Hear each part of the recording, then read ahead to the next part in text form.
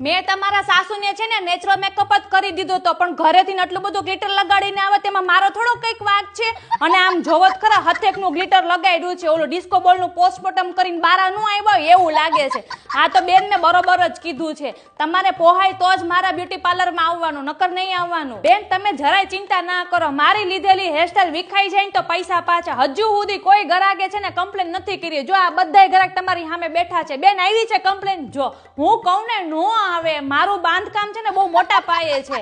તમે 9 કલાક નોનસ્ટોપ ગરબા લીધા પછી અને 2 વાર તમે ફાફડા જલેબી ખાઈ લેવો ને તોય મારી હેરસ્ટાઈલ ને કાંઈ નહીં થાય. હરખા બેહો નકર વિખાઈ જાય.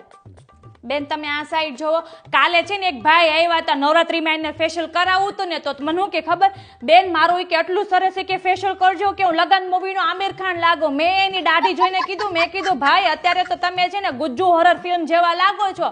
તે મેં કીધું તમારે છે ને સફાઈ કરવાની જરૂર છે. મેં કીધું આમે દિવાળી નજીક જ છે, ફટાફટ સફાઈ કરો ને. મેં કીધું જુનાગઢ મોકલી દે તમારી બૈરી.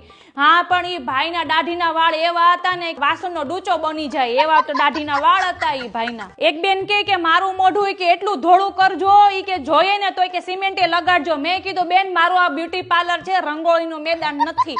પણ આ બાયું સમજે નહીં.